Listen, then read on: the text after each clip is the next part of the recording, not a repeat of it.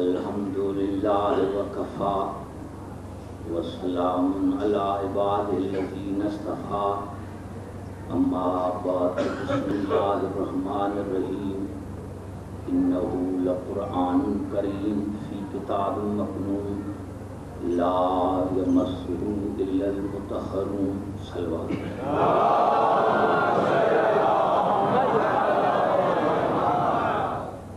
عزیزان گرامی، وقار رسول اور آل رسول کے موضوع پر آج یہ ہماری دوسری نشست ہے۔ ارشاد خداوندی ہے کہ یہ عزت والا قرآن ایک کتاب میں ہے اور وہ کتاب، وہ ظرف اتنا پاک ہے کہ مطہرون کے سوا اس کو کوئی سمجھ نہیں سکتا۔ میں نے رات عرض کیا تھا کہ کتاب، وہ ظرف وجود رسول ہے اور حقیقت رسول بطول ہے۔ آج کی گفتگو میری یہاں سے چلتی ہے کہ اس کا دلیل کیا ہے، لیکن اس آیت سے پہلے جو میں نے یہ پڑھی ہے، اس آیت سے پہلے دو اور آیتیں ہیں، اور وہ آیتیں میں اسی لیے پڑھتا ہوں کہ اللہ نے ان آیتوں کو ذکر کر کے پھر یہ آیت جو ہے اس کا ذکر کیا ہے۔ سورۃ الواقعہ میں اس سے اوپر والی جو دو آیتیں ہیں، ارشاد ہو رہا ہے فلا اقسم بمواقع النجوم، مجھے قسم ہے ستاروں کے منازل کی، مجھے قسم ہے ان جگہوں کی جہاں ستارے نازل ہوتے ہیں۔ میں نے عرض کیا کہ ایک ایک مجلس جو ہے اس کا کوئی جواب نہیں ہے۔ ارشاد خداوندی ہے فلا اقسم بمواقع النجوم، مجھے قسم ہے ان جگہوں کی، مجھے قسم ہے ستاروں کے منازل کی، مجھے قسم ہے ان جگہوں کی جہاں ستارے نازل ہوتے ہیں۔ حالانکہ یہ آیت نازل کر کے اور دوسری آیت اللہ نازل نہ کرتا تو اس میں بھی بڑا مواد تھا، لیکن ارشاد ہوا فلا اقسم بمواقع النجوم وانہ لقسم لو تعلمون عظیم۔ اللہ نے کہا مجھے قسم ہے ان جگہوں کی جہاں ستارے نازل ہوتے ہیں، اور اللہ نے ارشاد فرمایا کہ اگر آپ کو علم ہو جائے تو یہ میری عظیم قسم ہے۔ توجہ چاہ رہا ہوں، یعنی قرآن نے جملہ کہہ دیا، شاید میں آپ کو سمجھا نہ سکا، یعنی اللہ نے کہا مجھے قسم ہے ان جگہوں کی جہاں ستارے نازل ہوتے ہیں، اور اللہ نے فرمایا وَإِنَّهُ لَقَسَمٌ لَوْ تَعْلَمُونَ عَظِيمٌ، اگر آپ کو علم ہو جائے تو یہ میری عظیم قسم ہے، یعنی اس سے بڑھ کر میرے نزدیک کوئی قسم نہیں۔ میں تفسیر کرنے سے پہلے اب یہ تو طے ہو گیا کہ جہاں ستارے آئے ہوں گے وہ ہوں گی عظیم جگہ، اور اس جگہ کے رہنے والے ہوں گی عظیم ہستیاں۔ یہ تو طے ہو گیا نا قرآن کے نزدیک کہ جہاں ستارے آئے وہ عظیم جگہ، اور جن کے گھر میں آئے ہوں گے ستارے وہ ہوں گی عظیم ہستیاں۔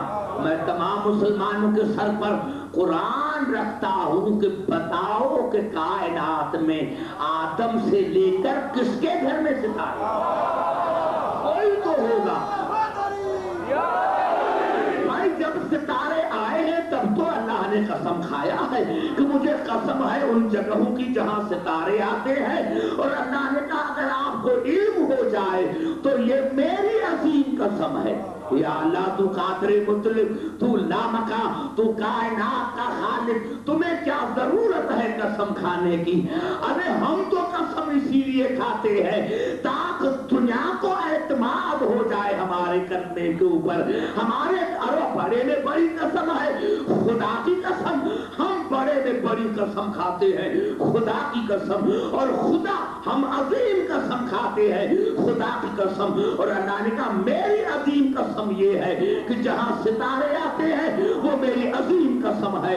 اللہ کی عظمت کی قسم کھا کر کہتا ہوں کہ دو مرتبہ بنسے تفسیر، دو مرتبہ ستارہ آیا، ایک مرتبہ جب علی کی ولایت کی گواہی تھی، اور دوسری مرتبہ علی کی شادی کی گواہی تھی۔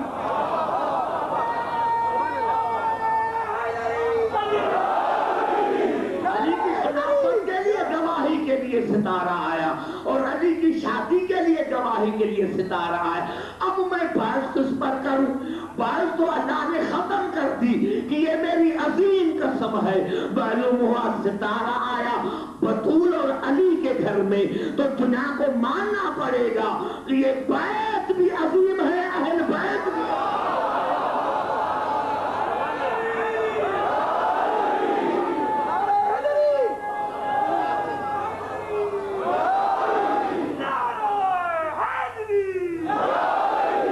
بھی آئی توجہ چاہ رہا ہوں آپ کی.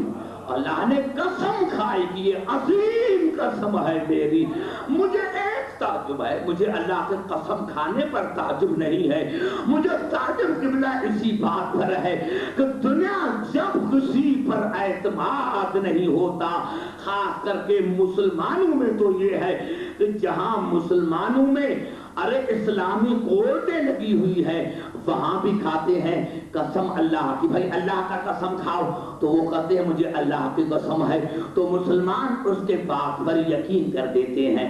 ارے مسلمانوں اگر کوئی گنہگار اللہ کی قسم کھائے تو اس پر یقین ہے, اور اللہ ان کی قسم کھائے تو تمہیں اللہ پر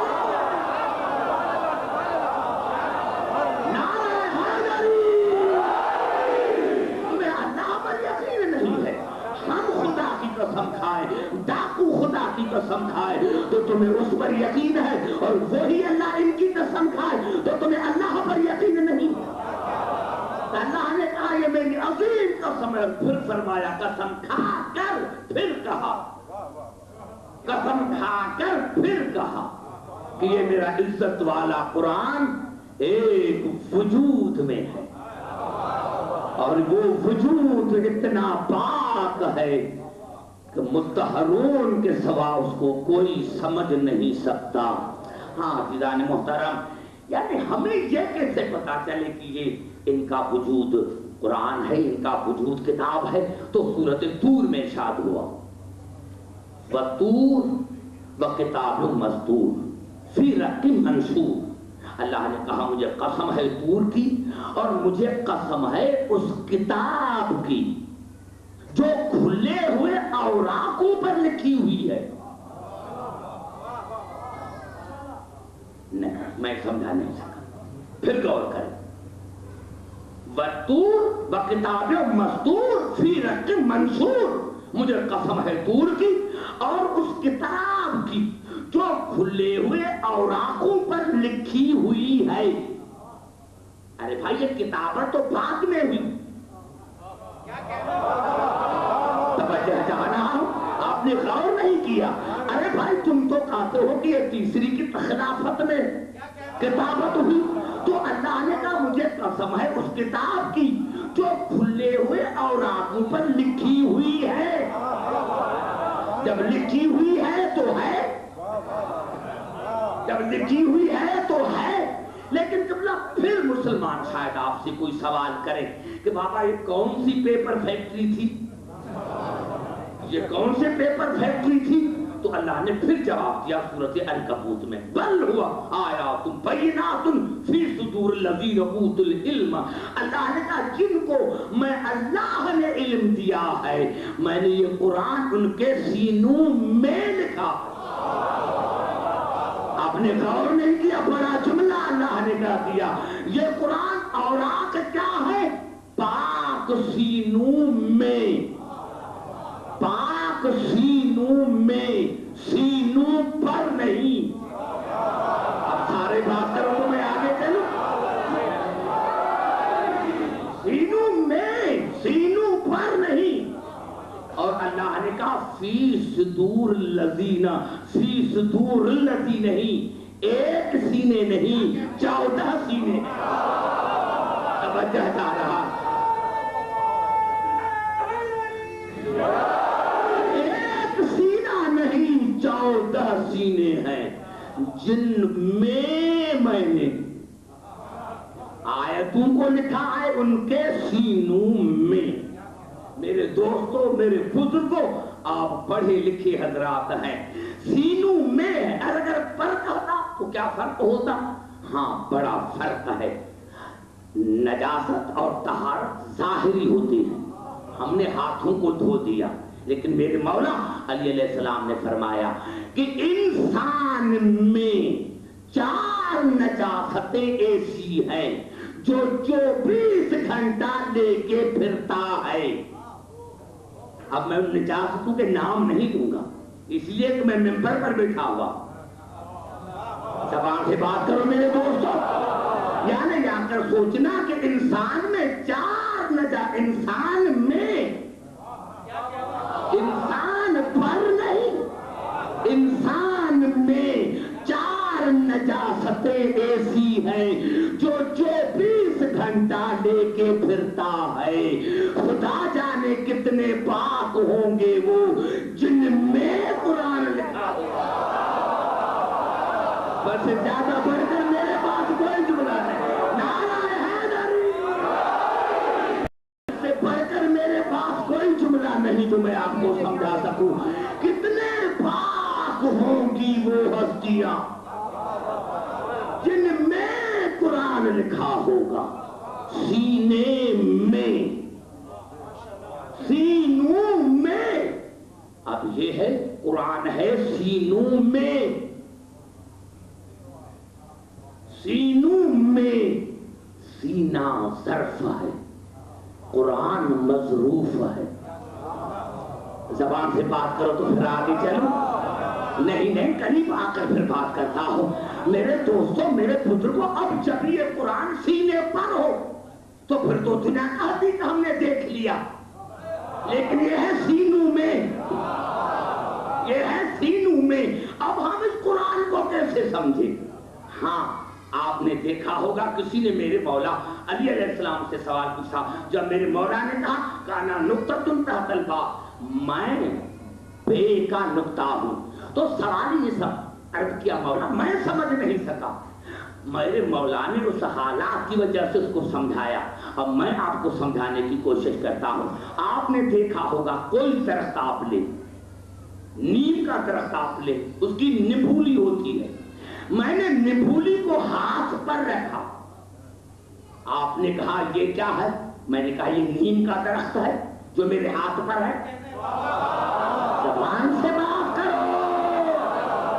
آپ نے کہا یہ آپ کے ہاتھ، بھائی آگے بیٹھے، رات میں نے کہا تھا میرے قریب وہ بیٹھے جو بات کرے، قریب بیٹھے ہو ممبر کے تو بات کرنا ہوگی، ایسے نہ ہو کہ قرآن نے خود کہا ہے کہ اسلام کا کھانا خراب انہوں نے کیا جو رسول کے ممبر کے قریب بیٹھے تھے۔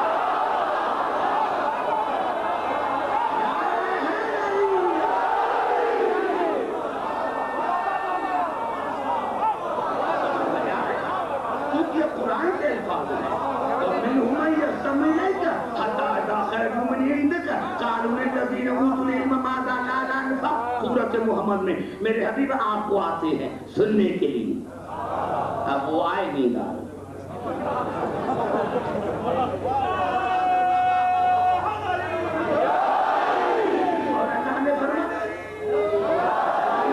جب وہ باہر نکلے تو وہ تو پڑے تھے نیند میں۔ اب بھائی اپنی بیوی کے پاس تو جائے اور بیوی پوچھے کہ رسول سے کیا سن کر آئے، تو بھائی عزت کا سوال ہے، کچھ تو کچھ بولے گا۔ وہ پڑا تھا نیند میں، ایسی بات کہی جو ملائکہ نے بھی نہیں سنی، اور اتنی جھوٹی حدیثیں بن گئی کہ آج تک ہم سمجھانے میں مجبور ہیں۔ سمجھ میں آ گئی بات؟ نعرہ حیدری۔ اللہ نے فرمایا جب باہر نکلتے ہیں تو جن کو میں اللہ نے علم دیا ہے ان سے پوچھتے ابھی رسول کیا کر رہے تھے، ابھی رسول کیا کر رہے تھے؟ تو میں نے یہی کیا دیدن محترم کہ ہاتھ پر میں نے کہا بھائی یہ ہے نیم کا درخت، نیم کا درخت ہے۔ آپ نے کہا کیسے؟ میں نے کہا ہاں یہ نیم کا درخت ہے، لیکن حال فی الحال میرے ہاتھ پر نیم کا نقطہ ہے، اس میں درخت میں، اس میں شاخیں بھی ہیں، اس میں پتے بھی ہیں، اس میں جڑ بھی ہے، لیکن آپ کو دیکھنے میں نہیں آتی۔ دیکھنے میں کب آئیں گی؟ جب اس نبھولی کو تراب کے دامن میں، سمجھ میں آئی نہیں بات؟ نبھولی ہاتھ پر میں نے نبھولی رکھی اور آپ کو میں نے کہا کہ یہ پورے کا پورا درخت میرے ہاتھ پر ہے، اس میں شاخیں بھی ہیں، پتے بھی ہیں، جڑ بھی ہے، لیکن آپ کو دیکھنے میں نہیں آتی۔ کب دیکھنے میں آئے گی؟ جب اس نقطے کو تراب کے دامن میں دو۔ جیسے ہی تراب کے دامن میں دیا، درخت نکلا، آپ کو شاخیں بھی نظر آئی، پتے بھی نظر آئے۔ میرے مولا نے فرمایا کہ جس طرح یہ نبھولی تراب کے دامن میں آئی تو پھر آپ کو درخت سمجھنے میں آیا، اسی طرح قرآن کے نقطے کو ابو تراب کے دامن میں دو۔ اگر قرآن کو سمجھنا ہی ہے، اگر سمجھنا ہی ہے تو اب قرآن کے نقطے کو ابو تراب کے دامن میں دو تاکہ آپ کو قرآن سمجھ میں آ جائے۔ سمجھ میں آ گئی بات؟ اب تو پتا چل گیا کہ واقعی یہ پاک سینے ہیں جن میں قرآن ہے۔ اب تو پتا چل گیا کہ یہ پاک سینے ہیں جن میں قرآن ہے، اور ان کا وجود جو ہے وہ ہے حقیقی کتاب ہمارے پاس نہیں۔ میں پھر قریب آ کر بات کرتا ہوں۔ میں نے کیا عزیزان محترم، یہ قرآن جو ہے ہمارے پاس ملفوظی ہے، حقیقی قرآن یا رسول کی ذات ہے یا آل رسول کی ذات ہے۔ یہ قرآن ہمارے پاس ملفوظی ہے۔ اصل میں قرآن وہی ہے، اصل میں قرآن وہی ہے، ماننا الفاظوں کو نہیں، توجہ چاہ رہا ہوں، ماننا الفاظوں کو نہیں ہے، ماننا وجود کو ہے، ماننا وجود کو ہے۔ میں نے ساری رات قرآن پڑھا، ساری رات میں نے قرآن پڑھا، ساری رات میں نے قرآن پڑھا، اور پڑھ کر آن کے ممبر پر بیٹھ گیا اور میں نے کہا بھائی قرآن میں 3 غلطیاں ہیں۔ آپ کہیں گے اس سے بڑھ کر تو کافر ہے ہی نہیں جو قرآن سے عیب نکالتا ہے۔ ارے بھائی سمجھ میں آ گیا کہ عبدالحکیم قرآن سے عیب نکالے تو کافر ہے؟ ارے بھائی یہ تو ملفوظی قرآن ہے، پیپر ہمارے تھے، پریس ہماری تھی، لیکن میں نے عیب نکالے تو کافر۔ ارے کوئی الفاظوں سے عیب نکالے تو کافر، اور کوئی وجود سے عیب نکالے۔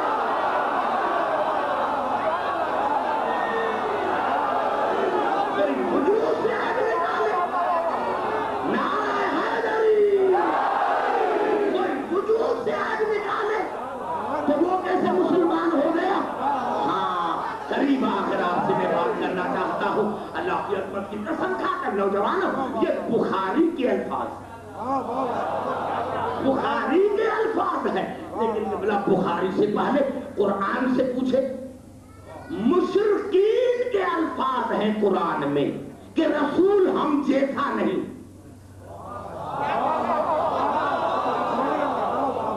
یہ الفاظ ہیں سورۃ انعام کے کہ اللہ نے کہا جب ان پر آیتیں آ جاتی ہیں تو کہتے ہیں قالوا لن نؤمن، ہم ان پر ایمان نہیں لائیں گے حتی نؤتی مثل ما اوتی رسول اللہ، جب تک ہمیں وہ نہ دیا جائے جو تم نے مثل رسولوں کو دیا۔ گھبرائے نہیں، دیکھو الفاظ کیا ہے، قالوا لن نؤمن، ہم ان پر ایمان نہیں لائیں گے، کیوں؟ حتی نؤتی مثل ما اوتی رسول اللہ، جب تک ہمیں مثل رسول نہ دیا جائے۔ یعنی سمجھ رہے ہیں مشرکین بھی کہ ہم مثل رسول نہیں، کیونکہ اگر مثل رسول ہوتے تو جو رسولوں کے پاس چیز ہے وہ ہمارے پاس بھی ہوتی۔ اور اللہ نے ایک عجیب جملہ کہا مشرکین کو، اللہ اعلم حیث یجعل رسالتہ، میں اللہ سب سے زیادہ جانتا ہوں کہ اپنی رسالت کو کہاں رکھوں، رسالت کو نہیں۔ بڑا جملہ خدا نے کیا کہا کہ میں اللہ سب سے زیادہ جانتا ہوں کہ اپنی رسالت को कहाँ रखूं, रिसालत को कहाँ रखूं? कसकी रिसालत अपनी, अल्लाह ने कहा मेरी रिसालत है, मैं खुदा सबसे ज्यादा जानता हूं कि अपनी रिसालत को कहाँ रखूं। क्योंकि रसूल का जिस्म है ज़रफ, रिसालत है मजरूफ। अल्लाह का काम हमेशा मजरूफ से होता है। ईमान से बताओ, हमारे पास ये कुरान है, मलफूजी कुरान है, हम कहाँ रखते हैं? देखते हैं जगह कि इसमें कोई नजासत तो नहीं, इस जगह में कोई ऐब तो नहीं, क्योंकि कुरान है मजरूफ, जगह है ज़रफ। तो ज़रफ को देखते हैं कि ज़रफ में नजासत न हो, फिर हम उसके ऊपर कपड़े ओढ़ते हैं। ईमान से बताओ, जो हम कुरान को कपड़े ओढ़ते हैं उनमें कोई नजासत होगी? हम अपनी तरफ से पूरी कोशिश करते हैं, क्योंकि कुरान मजरूफ है, कपड़े ज़र्फ हैं, इसलिए कपड़ा कोई नजस न हो। मुसलमानों, तुम्हें इतना अक्ल है, तुम्हें इतना अक्ल है कि जहां तुम कुरान रखो वो कपड़ा भी पाक हो, वो जगह भी पाक हो, तो जिस जगह अल्लाह ने रिसालत रखी होगी वो कितना पाक होगा।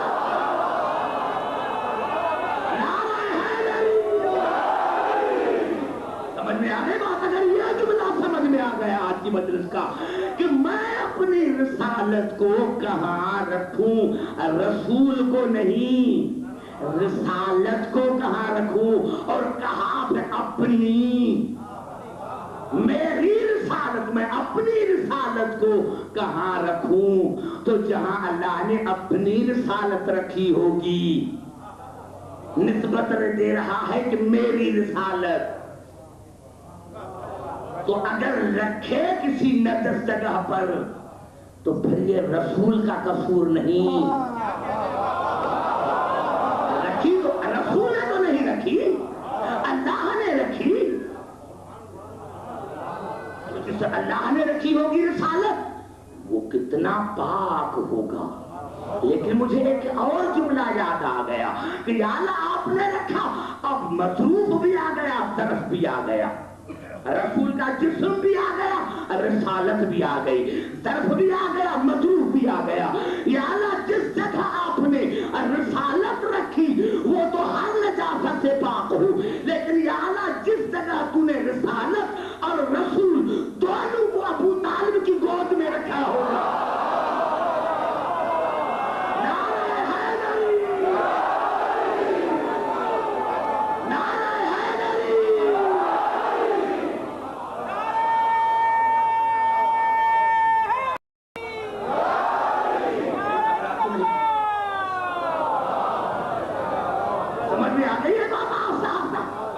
मैंने कहा बड़ा आपको लुत्फ आएगा, क्योंकि अल्लाह ने निस्बत दी मेरा, मेरी रिसालत। अजीब जुमला है कुरान का, मैं क्या कहूं, ये अल्फाज है सूरत आले इमरान की, वयुहज़्ज़िरुकुमुल्लाह नफ्सहु, मैं अल्लाह जब कायनात को डराता हूं तो अपने नफ्स से, मैं नहीं डराता, अपने नफ्स के जरिए डराता हूं। अरे भाई, मैं अली का नाम नहीं लेता, इससे मुराद रसूल तो है। मैं अल्लाह डराता हूं, वयुहज़्ज़िरुकुमुल्लाह नफ्सहु, अल्लाह जब तुम्हें डराता है तो अपने नफ्स के जरिए। आज जहां पूरी यूएई के जहां नुमाइंदे आए हैं, ये मेरा अल्फाज और जुमला गौर से सुने कि अल्लाह कहता है मैं अल्लाह जब कायनात को डराता हूं तो अपने नफ्स से, अपने नफ्स से, अपने नफ्स के जरिए डराता हूं। अब रसूल तो अल्लाह का नफ्स बन गया, रसूल है अल्लाह का नफ्स, रसूल अल्लाह का नफ्स है। और सूरत बकर में जिस पर तमाम मुफस्सिरीन मुत्तफक है, वमन नास मैं यशरी नफ्स इब्तिगा मर्दातिल्लाह, यहां है अली अल्लाह के नफ्स। जबान से बात कर, मैं सवाल पूछूंगा, ऐसे नहीं। रसूल अल्लाह के नफ्स सूरत आले इमरान में, सूरत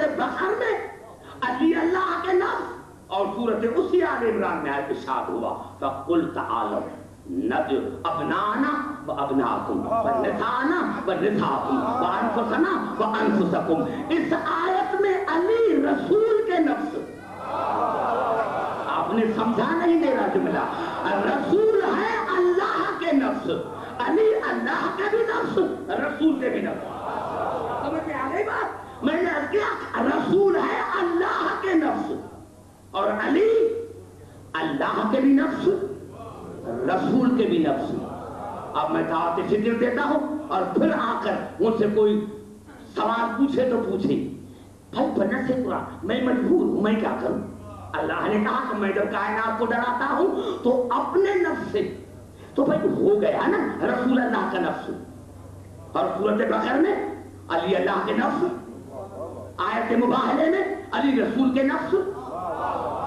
اب آگے بات سمجھ میں کہ ہم مدارس کیوں کرواتے ہیں، ہم نعرے کیوں لگواتے ہیں، ہم مجلسوں کیوں سنتے ہیں، کیوں پڑھتے ہیں؟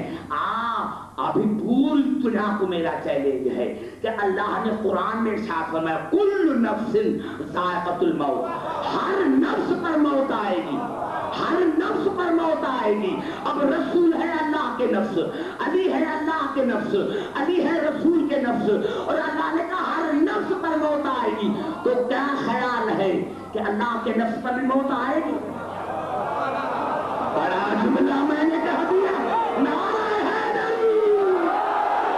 نوجوانوں مجھے مزہ نہیں آتا کیونکہ تمہارا دماغ سے یہ بات بالکل اڑ گئی، تم نے سمجھا نہیں. میں نے کیا کہ بنت قرآن رسول ہے اللہ کے نفس، بنت قرآن علی ہے اللہ کے نفس، بنت قرآن علی ہے رسول کے نفس. اور اللہ نے کہا کل نفس ذائقۃ الموت، ہر نفس پر موت آئے گی. تو کیا خیال ہے اللہ کے لیے بھی موت آئے گی، اللہ کے نفس کے لیے بھی موت آئے گی؟ ہم نعرے اسی لگاتے ہیں، مدرسے اسی لیے پڑھتے ہیں، محمد اور آل محمد سے مدد اسی لیے مانگتے ہیں کہ اور مر گئے ہمارے زندہ.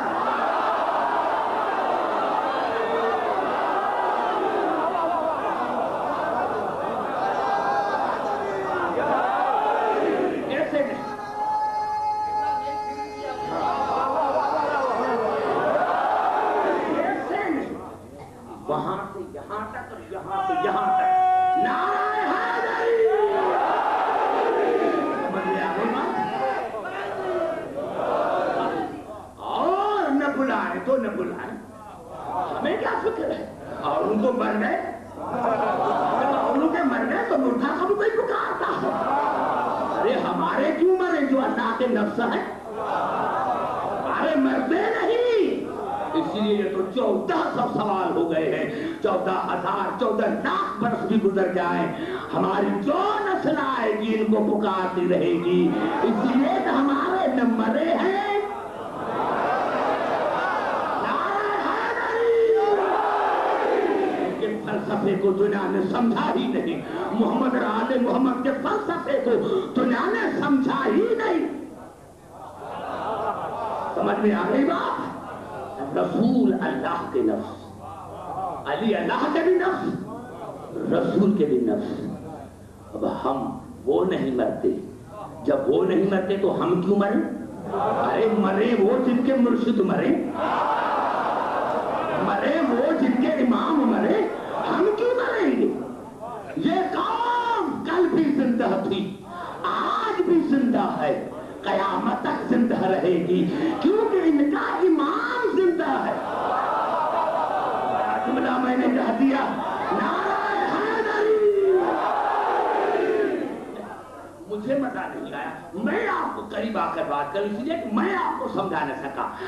کہا آج بھی ہمارا امام زندہ ہے. کہا دلیل تو قرآن سے. آؤ دلیل، قرآن خود دے گا دلیل. کیسے نہیں قرآن دلیل دے گا؟ قرآن کیسے نہیں دلیل دے گا؟ میں نے کیا عزیزان محترم، ہاں تو فرق یہ ہے کہ قرآن دعویٰ کرتے ہیں، منواتے یہ ہیں. دعویٰ قرآن کرتا ہے، منواتے یہ ہیں. اگر آل محمد نہ ہوتا تو قرآن کوئی منوا نہ سکتا. سمجھ میں آ رہی ہے بات؟ قرآن کوئی منوا نہ سکتا، قرآن میں دعویٰ ضرور ہے. لیکن قرآن کسی کو منوا نہیں سکتا. کیا یہی سبب ہے کہ پوری آیت پڑھیں؟ پہلی آیت ہے سورۃ بقرہ کی، بسم اللہ الرحمن الرحیم، الف لام میم، ذالک الکتاب لا ریب فیہ ھدی للمتقین الذین یؤمنون بالغیب ویقیمون الصلاۃ ومما رزقناہم ینفقون. مجھے قسم ہے آل محمد کی کہ اس کتاب میں کوئی شک نہیں ہے، اس کتاب میں کوئی شک نہیں ہے، یعنی جو وجود قرآن ہے اس میں کوئی شک نہیں ہے، کوئی عیب نہیں ہے. اور یہ ہدایت کرتا ہے متقین کو، جن کی پہلی نشانی یہ ہے ان کا غیب پر ایمان، بعد میں نماز، بعد میں خیرات. یعنی یہ پہلا یعنی مقدم رکھا، ہر عمل سے مقدم رکھا غیب کو. اگر غیب پر ایمان ہے تو نماز صحیح ہے، غیب پر ایمان ہے تو زکات صحیح ہے. اگر غیب پر ایمان نہیں، اور یہ نشانی کس کی ہے؟ متقین کی، متقین کی. آؤ قرآن سے پوچھے غیب ہے کیا؟ بھائی گھبرائے نہیں، پوری توجہ چاہ رہا ہوں. آؤ قرآن حکیم سے پوچھے کہ یہ غیب ہے کیا. ماشاءاللہ آپ مومنین ہیں، سورۃ یاسین کو آپ روزانہ پڑھتے ہوں گے. یہ الفاظ ہیں سورۃ یاسین کے ابتدائی آیت میں، وَجَعَلْنَا مِن بَيْنِ أَيْدِيهِمْ سَدًّا وَمِن خَلْفِهِمْ سَدًّا فَأَغْشَيْنَاهُمْ فَهُمْ لَا يُبْصِرُونَ. اللہ نے کہا جب میرا رسول نکلا شب ہجرت تو کیا ہوا؟ جب میرا رسول شب ہجرت نکلا تو اللہ نے کہا آگے اور پیچھے میں نے مشرکین اور کائنات کے آگے پردے بنا دیے، غیب کے پردے کھڑے دیے. فَأَغْشَيْنَاهُمْ، اور ان تمام کو غیب کے پردوں نے گھیر لیا، ان پر غیب کے پردوں نے گھیر لیا، رسول پر نہیں. نوجوانوں پھر بات کرو میرے سے. ہاں جو آپ نوجوان بیٹھے ہیں میں پھر آپ سے پوچھنا چاہتا ہوں، فَأَغْشَيْنَاهُمْ، اور سب کو غیب کے پردوں نے گھیر لیا. کیا مقصد؟ کہ رسول دیکھ رہے تھے وہ ان کو نہیں دیکھ رہے. سمجھ میں آ گیا؟ نہیں سمجھ تو ہم لائب سن، اور وہ اس کو نہیں دیکھ سکے، وہ رسول کو نہ دیکھ سکے. ان کے آنکھوں پر غیب کے پردے تھے، رسول کائنات کو دیکھ رہا تھا، کائنات رسول کو نہیں دیکھ رہی تھی. یہ ہے معصوم کا غیب. افسوس کی بات ہے گھبرا گئے. یعنی معصوم کا غیب قرآن کی نظر میں کیا ہے کہ معصوم دیکھے کائنات نہ دیکھے. یہ ہے پہلے محمد کی غیبت، یہ ہے پہلے محمد کا غیب. آج بھی ہمارا امام ہمیں دیکھ رہا ہے، ہم نہیں.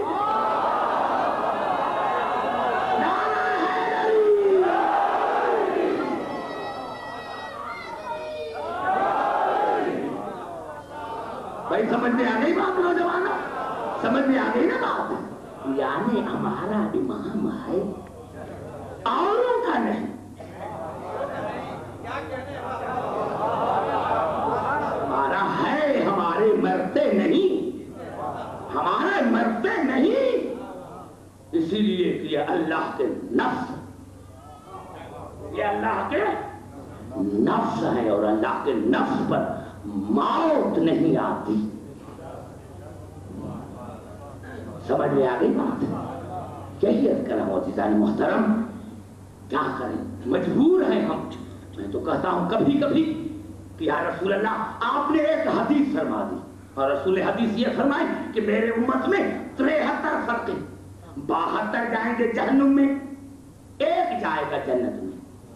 میں کہتا ہوں یا رسول اللہ مسلمانوں کو یہ حدیث بڑی مہنگی پڑ گئی، کیونکہ ہم تو ویسے ہی دنیا کی نظر میں مسلمان نہیں ہیں. آپ ایسے فرما دیتے کہ میری امت میں 73 فرقے، 72 جائیں گے جنت میں، ایک جائے گا جہنم میں، تو سارے مسلمان کہیں گے یہ شیعہ. زبان سے بات کرو نوجوانوں. کیوں میں نے کیا کہ ایک ایک نقطہ، ایک ایک جملے میں میرا نقطہ ہوتا ہے. رسول نے فرما دیا میری امت میں 73 فرقے، 72 جائیں گے جہنم میں، ایک جائے گا جنت میں۔ ایسے فرما دیتے کہ میری امت میں 73 فرقے، 72 جائیں گے جنت میں، ایک جائے گا جہنم میں۔ تو مسلمان کہتے بھائی یہی شیعہ، بیچاروں کی جان چھوٹ جاتی جواب دینے سے، توجہ چاہ رہا ہو، کیونکہ 72 کا مرکز ایک ہے۔ توجہ تم نے غور نہیں کیا میرے جملے پر، 72 کا مرکز ایک ہے، ایک کا مرکز ایک ہے۔ توجہ ہے میری گفتگو پر، 72 کا مرکز ایک ہے، پھر گر کر مرکز ایک، پھر گر کر مرکز ایک ہے، پھر گر کر مرکز ایک ہے۔ اب بیچارے جنت میں کیسے جائیں؟ اب تو بڑا مشکل مسئلہ ہو گیا بھائی، اب تو ثابت کرو ہم کیا کریں۔ اللہ نے تو بتا دیا کہ جن کا وجود قرآن ہے ان کے دروازے پر جاؤ۔ کیوں نہیں؟ میں سمجھا نہیں سکا، تو افسوس کی بات ہے میں نے اتنا بڑا جملہ کہا لیکن میں آپ کو سمجھا نہیں سکا۔ آپ ایسا کریں، میں یہاں 8 دن ہوں، مسلمانوں سے آپ یہ کہیں کہ ایک لائن لکھ دیں، ایک جملہ کہ رسول 24 گھنٹہ طیب اور طاہر ہے، ایک جملہ۔ گھبرا ہے شاید، اتنا بڑا جملہ میں نے کہا دیا اور آپ تعجب سے دیکھ رہے ہیں۔ میں نے کیا کہا کہ ایک جملہ لکھوا کر لے کر آئیں، صرف ایک، زیادہ مجھے نہیں چاہیے، ایک جملہ لکھوا کے لے کر آئیے کہ ہمارے رسول 24 گھنٹہ طیب اور طاہر تھے، 24 گھنٹہ طیب اور طاہر ہے، ایک جملہ بس، مسئلہ حل ہو گیا اگر یہ لکھ دے تو۔ کیوں کہ اللہ نے قرآن میں ارشاد فرمایا سورۃ آل عمران میں، میرے حبیب اگر یہ آپ سے پوچھتے ہیں کہ جنگ احد کیوں ہوئی تو اس کو کہو کہ اللہ نے کروایا، یہاں کیونکہ آدمی مرے، اللہ نے کہا نہیں، حتیٰ یمیز الخبیث من الطیب، تاکہ دنیا کو پتا لگے کہ کون ہے جو رسول کی مدد کر کے طیب بنتا ہے اور کون ہے جو رسول کو چھوڑ کر خبیث بنتا ہے۔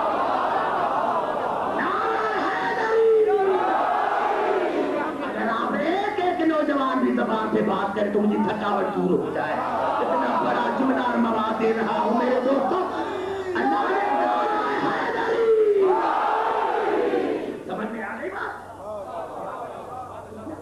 کتنا کلیئر جملہ۔ اب بھائی نام نہیں ہے، میں نام نہیں لوں گا، مجھے کم سی پڑی ہے نام لینے کی۔ ہے کسی میں جرأت تو لکھے بھائی علی چھوڑ کر بھاگ گیا تھا، ہے کسی میں جرأت تو لکھ دے، جائے عورت میں اللہ نے کہا جو رسول کی مدد کرے، جس نے کی وہ ہے طیب، جس نے چھوڑا وہ ہے خبیث۔ زبان سے بات کرے، جس نے چھوڑا وہ ہے خبیث، جس نے چھوڑا، نام نہیں، میں نام کیوں لوں؟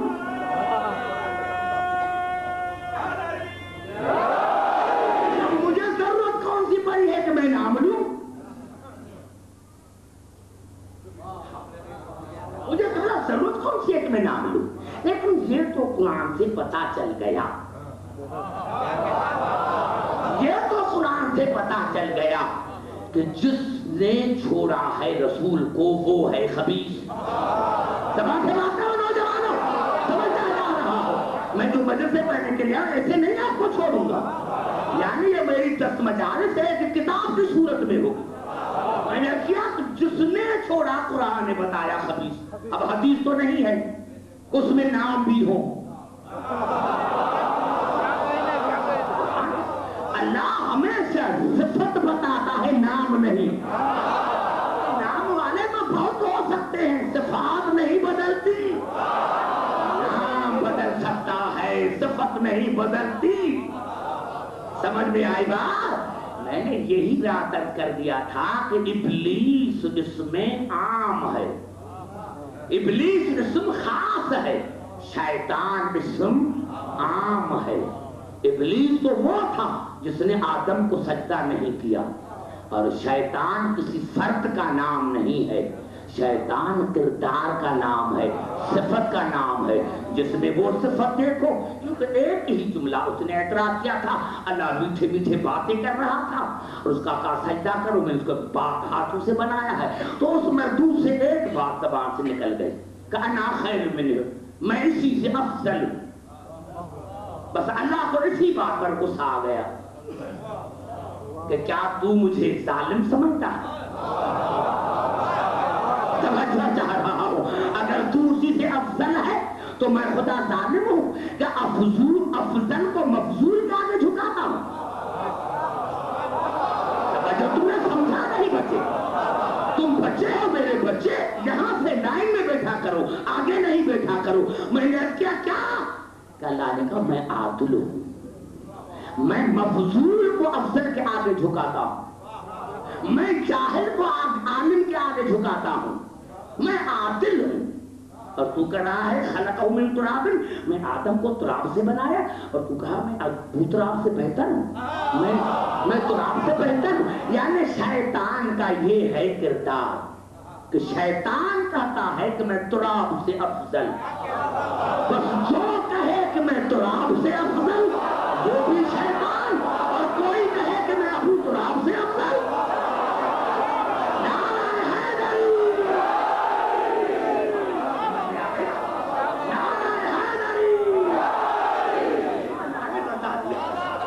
نشانی اللہ نے بتا دی۔ اب یہ انسان کا کام ہے کہ اللہ نے اس کو عقل دی ہے، اللہ نے اس کو ہر مخلوق پر ممتاز کیا ہے، تو اب جا کر خود جانچے۔ تو میں نے کیا کہ اللہ نے نشانی بتا دی کہ عبدالحکیم جو رسول کو چھوڑے، جو چھوڑے وہ ہے خبیث، جو مدد کرے وہ ہے طیب۔ نہیں مجھے مزہ نہیں ہے، پھر قرآن سے قریب ہو کر بات کریں۔ درود پڑھے محمد علیہ۔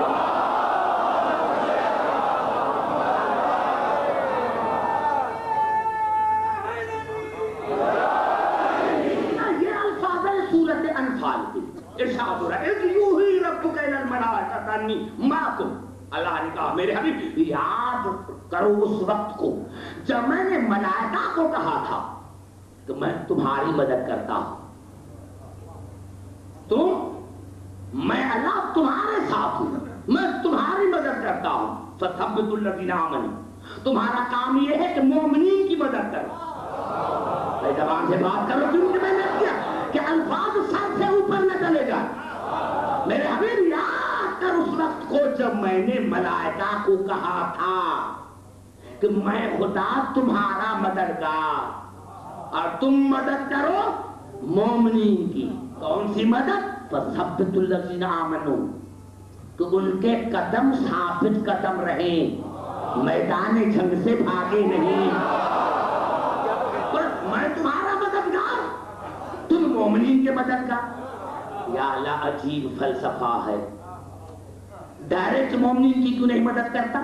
یہ درمیان میں ملائکہ کو کیوں لے کر آیا؟ بچاؤ میرے جملے پر میں نے کیا کہا؟ ارے یہ ملائکہ خدا تو نہیں، یہ تو آل محمد کے دردی بن کر آتے ہیں، یہ آل محمد کے نوکر بن کر آتے ہیں، اور نوکروں کو اللہ کہتا ہے کہ میں تمہارا مددگار، اور تم مومنین کی مدد کرو۔ وہ میدان جنگ سے نہ بھاگو۔ ہے تو یہاں ختم نہیں، آگے چلی سورۃ انفال میں سَأُلْقِي فِي قُلُوبِ الَّذِينَ كَفَرُوا الرُّعْبَ، اور ملائکہ میں یہ کام کرتا ہوں کہ میں مومنین کا کافروں کے دلوں میں رعب ڈال دیتا ہوں کہ کافر مومن کو دیکھے تو ڈر جائے۔ سمجھ میں نہیں آئی بات؟ یعنی اللہ نے کافر اور مومن کی نشانی بتائی کہ عبدالحکیم جو میدان جنگ میں مومن سے ڈرے وہ ہے کافر۔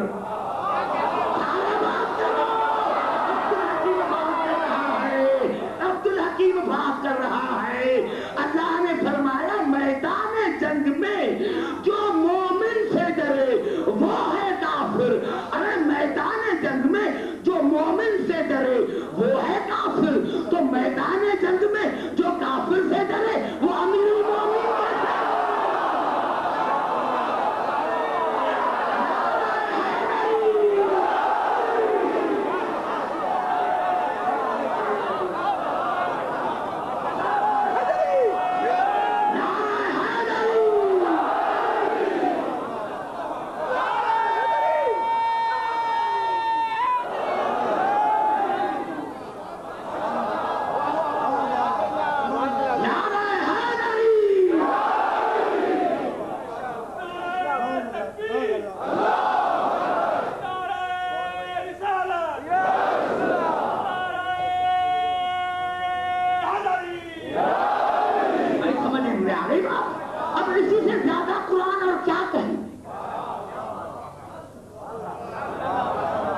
سمجھ میں آ گئی بات؟ میں نے کیا کہاں موضوع چل رہا تھا کہ لکھوا کے لے کر آؤ ایک جملہ کلیجہ، میں 8 دن ابھی تک یہاں ہوں، لکھوا کے لے کر آؤ کہ کہو کہ رسول 24 گھنٹہ طیب اور طاہر۔ اب قرآن نے بتا دیا سورۃ آل عمران میں کہ جو رسول کو چھوڑ گیا احد میں وہ ہے خبیث، جس نے مدد کی وہ ہے طیب۔ خدا کرے کبھی لکھ دے، اگر لکھ دیتا ہے تو فیصلہ ختم۔ اللہ نے کہا جو رسول کی مدد کرے وہ ہے طیب، جو چھوڑے وہ ہے خبیث۔ یہ الفاظ سورۃ آل عمران کے اور یہ الفاظ ہیں سورۃ نساء کے، وَلَا تَتَبَدَّلُ الْخَبِيثَ بِالطَّيِّبِ۔ دیکھو طیب کی جگہ پر خبیث کو نہ بٹھاؤ۔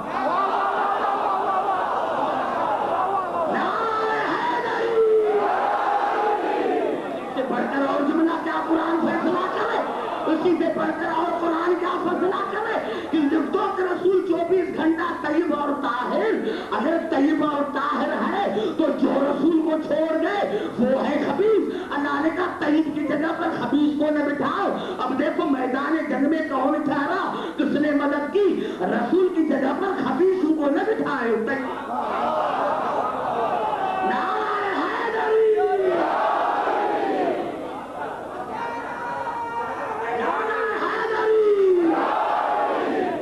یہ جو مجلس آپ سننے کے لیے آئے اس میں بالکل خوشبو اور خصوصی ہے، سمجھ میں آ رہی ہے بات؟ گھبرا تو نہیں ہے؟ دو جملے کی مجھے کہنے کی اجازت دو تاکہ آج کی گفتگو میں ختم کروں۔ اور دیکھو کل سے 9:45 بجے میں بیٹھوں گا اور زیادہ میں کم از کم 1.5 گھنٹے سے کم نہیں پڑھوں گا۔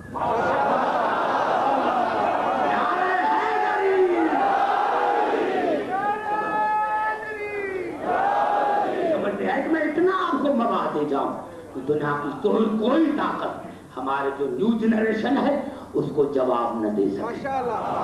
سمجھ میں آئی بات؟ اچھا کیا کریں قبلہ، کیا کریں؟ یعنی دنیا قرآن میں بھی لفظ ہے اسی سورۃ آل عمران میں، وما محمد الا رسول، نہیں ہے محمد مگر رسول، بارے نفی پھر اس بات تاکہ شبہات دور ہو جائیں۔ رسول فلاں وقت سے رسول ہے، اللہ نے کہا نہیں، وہ محمد تو ہے ہی نہیں، جب سے محمد ہے تب سے رسول ہے،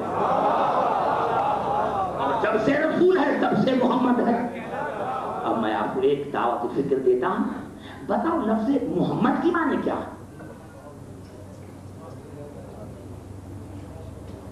قبلہ اللہ نے اپنا نام رکھا محمود اور اس کا نام رکھا محمد۔ محمود جس کی تعریف کی گئی، محمد جس کی زیادہ میں زیادہ تعریف کی گئی ہو۔ محمود اللہ کا نام جس کی تعریف کی جائے، محمد جس کی زیادہ میں زیادہ تعریف کی جائے۔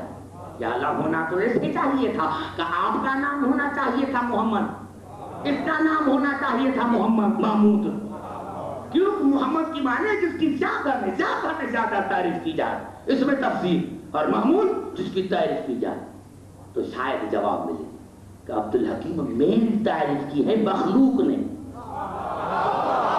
میری تعریف کی ہے مخلوق نے، جنہوں نے میری تعریف کی، انبیاء نے تعریف کی، ملائکہ نے تعریف کی، میری تعریف کی ہے مخلوق نے، اس لیے میں محمود ہوں، لیکن اس کی تعریف میں نے خود خدا کی ہے۔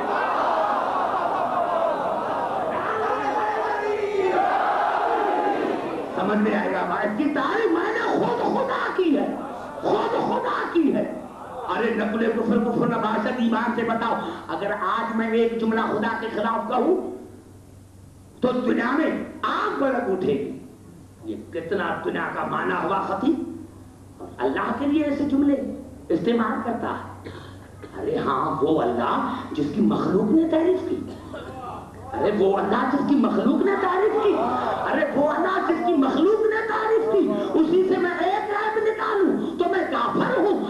کی خود اللہ نے تعریف کی، اس کی نام بنائے بنائے پھر بھی اپنے آپ کو مسلمان کہنا.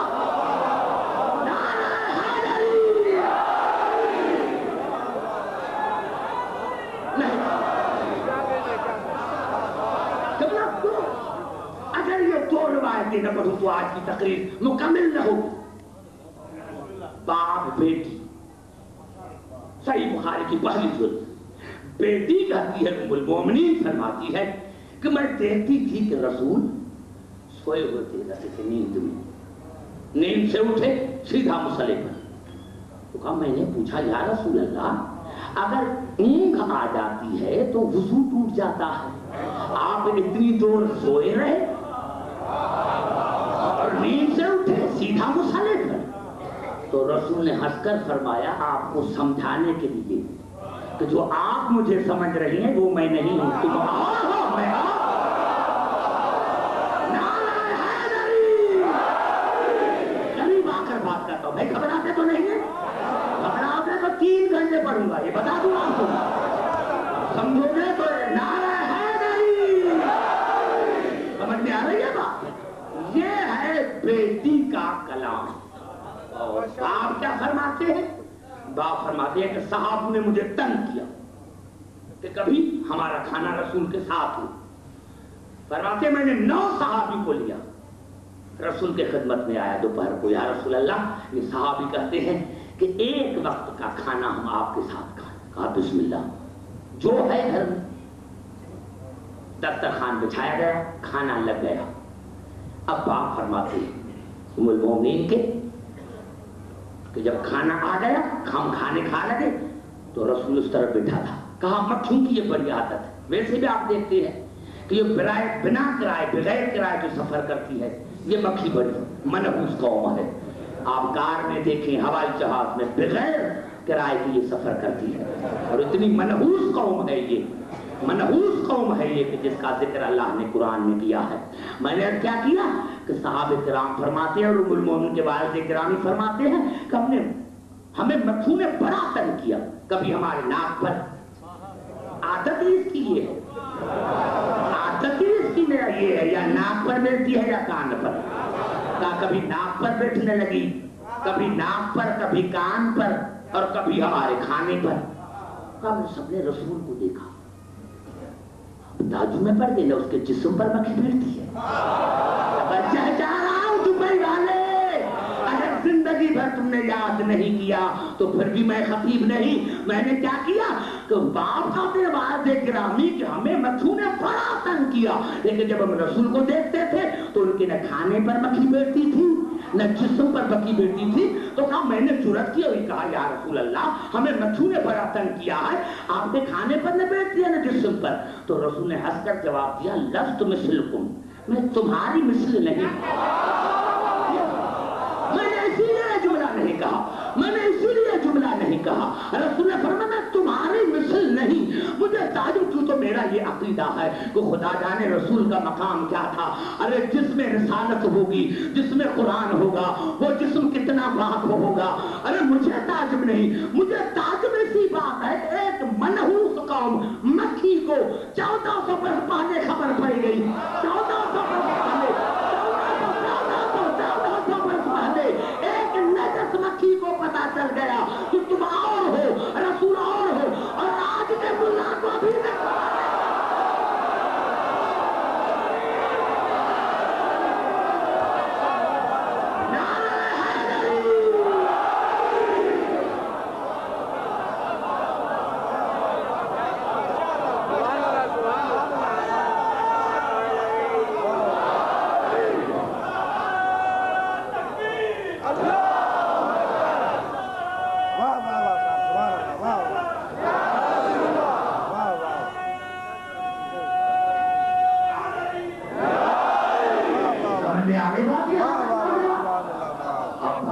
اتنی باتیں قرآن سے بڑھنے کی.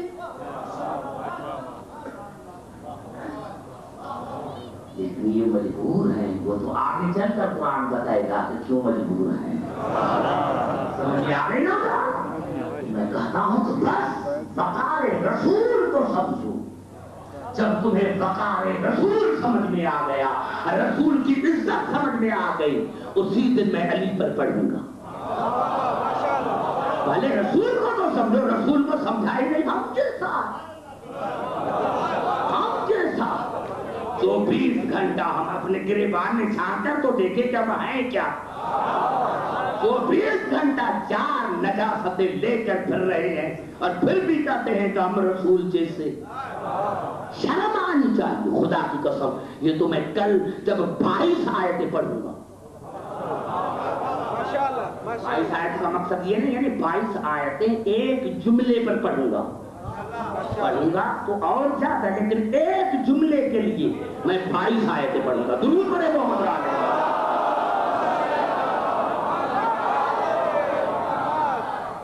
سمجھ میں آ گئی بات؟ دیکھو ہمارے بچے کس طرح سمجھتے ہیں، بچے، کیونکہ یہ یہاں عقل کا درس ملتا ہے۔ ہمارے بچوں کو بھی عقل ہے اور ان کے بوڑھے مرتے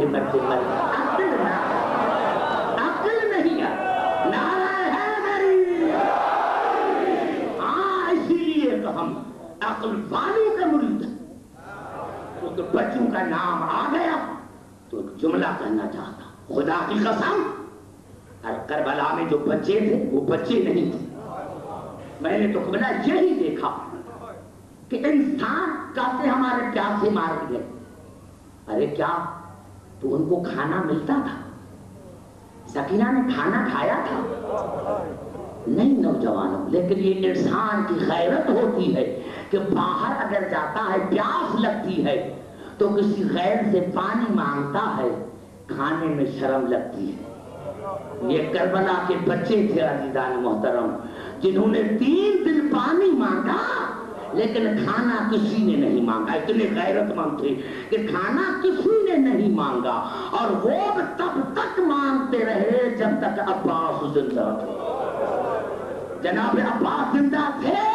میں نے تو یہ تاریخ میں پڑھا کہ 10ویں محرم کے بعد کسی بچے نے پانی نہیں مانگا، کسی بچے نے پانی نہیں مانگا، اتنے غیرت مند تھے۔ میرے دوستوں، میرے بزرگوں، میرے نوجوانوں، ساداتوں، غیر ساداتوں، دور سے آئے ہو، اللہ آپ کو سلامت رکھے۔ ایک جملہ عرض کر دوں، شب عاشور ہوئی، حسین نے خیموں کا معائنہ کیا، ہر خیمے میں آئے۔ یہ کربلا والوں کے لیے، یہ کربلا والے ہیں۔ ہاں عزیزان محترم، یہ وہ کربلا والے ہیں کہ جنگ صفین سے علی علیہ السلام واپس لوٹے تو جب یہاں آئے کربلا کے زمین میں تو آنکھوں سے آنسو آئے اور ایک جملہ کہا، اے کربلا کے شہید، میرے ماں باپ تم پر قربان۔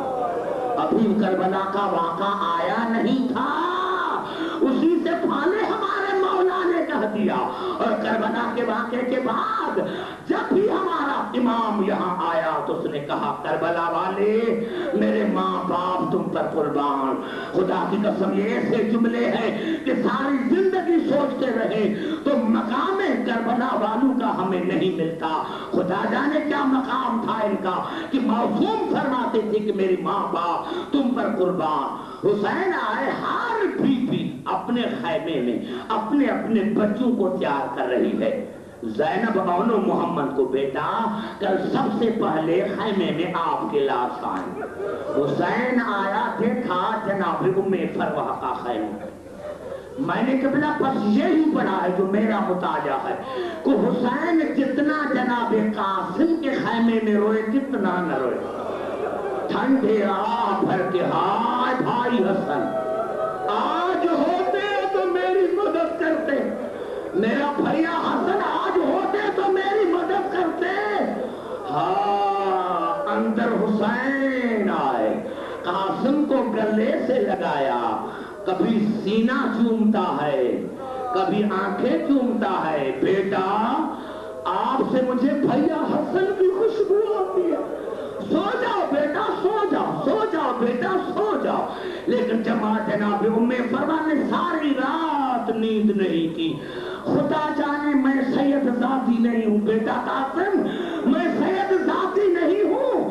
خیال رکھنا، کر سب سے پہلے آپ کی لاش آئے، اس کے بعد حسین خیموں کا معائنہ کرتے کرتے جب ام رباب کے خیمے پر آئے، دیکھا ماں لوری دے رہی ہے اور رو بھی رہی ہے اور کہہ رہی ہے بیٹا اوروں کے بیٹے تو بڑے ہیں، آپ تو گھٹنوں پر بھی نہیں چل سکتے، بیٹا اگر بڑا ہوتا تو میں انگلی میں پکڑ کر آپ کو کربلا میں لے کر آتی، بیٹا اتنے چھوٹے ہو کہ آپ گھٹنوں پر بھی نہیں چل سکتے، بیٹا میں قیامت میں بطول کو کیا منہ دکھاؤں گی۔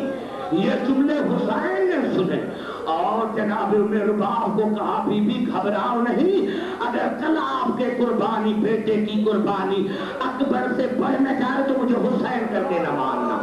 ہاں ام رباب پوری دنیا میں آپ کے بیٹے کے نام پر سبیلیں لگے گی، دیکھنا پوری دنیا میں آپ کے بیٹے کے نام پر سبیلیں لگے گی، گھبراؤ نہیں۔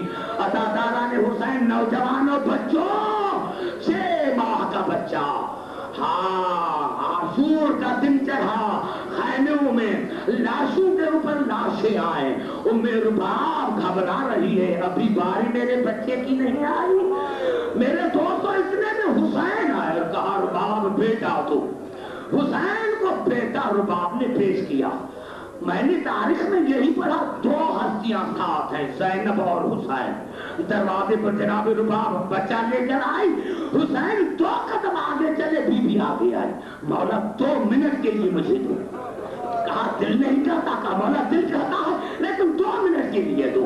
بہن اور بھائی دروازے پر انتظار کرتے رہے، جناب رباب اندر گئی، 2 منٹ کے بعد واپس آئی، بچہ تھاگا تھا، بچہ وہی تھا، منظر الگ تھا۔ بی بی نے کیا کیا تھا کہ بچے کے بالوں میں کنگھی دے رکھی تھی، 6 ماہ کے بچے کے بالوں میں کنگھی دے رکھی تھی، کنگھی دے رکھی تھی اور بچے کو نئے کپڑے پہنائے تھے، آخری نے الٹ کر رکھی تھی اور کیا کیا تھا کہ امر اپنا رومال لے کر چھوٹے بچے کی کمر میں باندھ دیا۔ حسین نے جو یہ منظر دیکھا دروازے پر بیٹھ گیا اور باپ یہ کیا کر لے کر آئی ہو؟ کہا مولا کربلا میں ہر ایک سپاہی بن کر گیا ہے، تلوار لے کر گیا ہے، میں اپنے بچے کو سپاہی بنا کر آئی ہوں، مولا نے تلوار لے کر لڑ سکتا ہے؟ اتنا چھوٹا ہے کہ نہیں سکتا۔ اب حسین کو جلال آ گیا، ہاں میرے باپ آپ کو پتا ہے یہ حجت خدا کا بیٹا ہے، اگر کوئی وصیت کرنی ہے تو وصیت کرو۔